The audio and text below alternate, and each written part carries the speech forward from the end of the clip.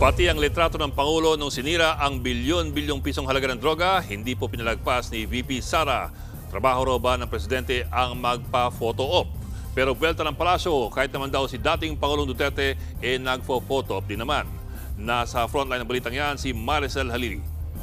Hindi trabaho ng Presidente ang mag-photo-op sa nahuli na drugs at mag-photo-op sa pagsira ng nahuli na drugs.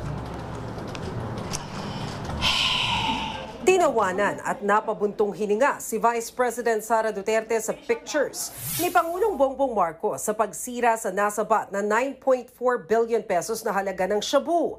Pero na back to you ni Palace Press Officer Undersecretary Claire Castro ang BC. Hindi po ito pang photo ops lang. Ito ay nagsisilbing babala sa mga kriminal.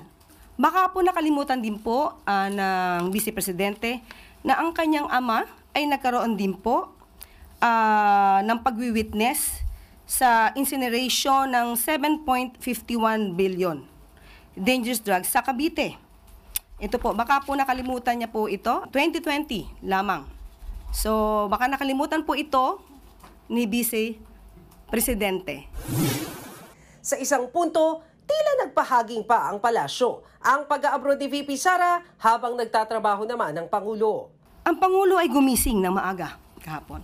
Pumunta sa Tarlac, nagtrabaho, nag-utos, hindi nagbakasyon, at binantayan ang pagkasira ng illegal na droga.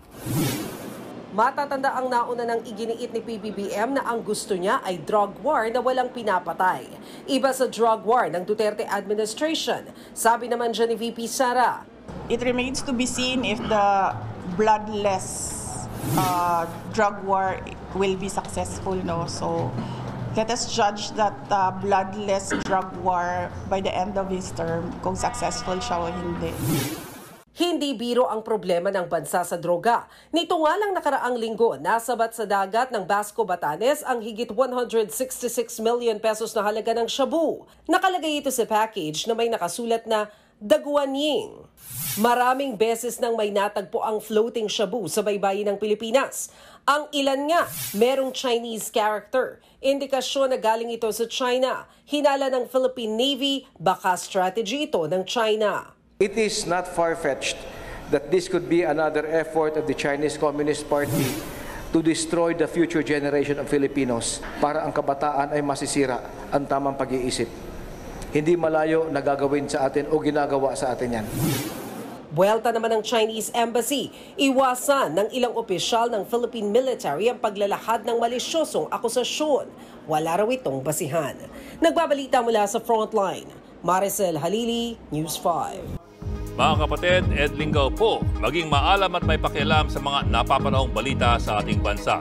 Para sa mas malalimang pagtalakay at paghimay sa mga issue at headlines, tumutok lamang at pag-subscribe sa social media pages ng News 5.